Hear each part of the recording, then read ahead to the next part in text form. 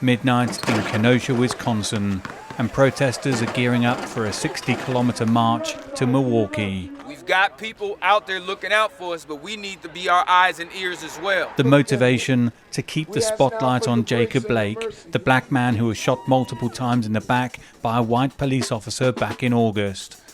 But another key focus, to drive voters to the polls. We want everybody, and I mean everybody, to get grandma, auntie, and uncle out and go vote. Let's vote. Whoever gets in that office, the Blake family, Breonna's family, and many others will be marching a week after their election to make damn sure we get something done this time.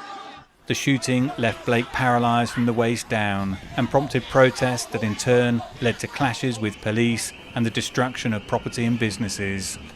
In the aftermath, President Trump visited the city, met with police and impacted business owners, and campaigned on a strategy of law and order. In contrast, the former Vice President and Democratic presidential candidate Joe Biden met with the Blake family and listened to Black Lives Matter leaders. You know, it's clear that Trump is about divisiveness and lawlessness and signaling groups that are going to be harmful to black and brown people and to what we're out here about, peace and justice.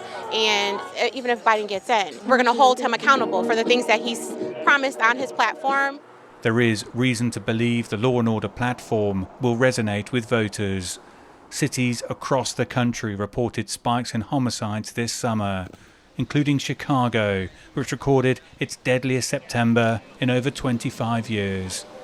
But local leaders say strong policing alone won't bring change. What's leading to the violence is the resources that have not been put in these communities for decades. We all got a role to play. The police department got a role to play because we believe the law is for the lawless. But however, you cannot arrest your way out of this violence.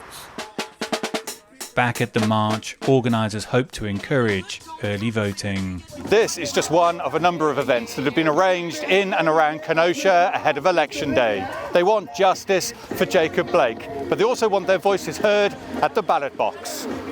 African-American voter turnout suffered a sharp decline 4 years ago, but activist Rochelle Anderson-Moore believes it will be a different story this time around. I think our young people, they've seen a lot and they've experienced a lot. You know, with all the killings that are going on, I pray that it has motivated people to get out and vote. The issue of racial justice has been thrust firmly back into the spotlight. It will soon be known what, if any, impact it has on this presidential race.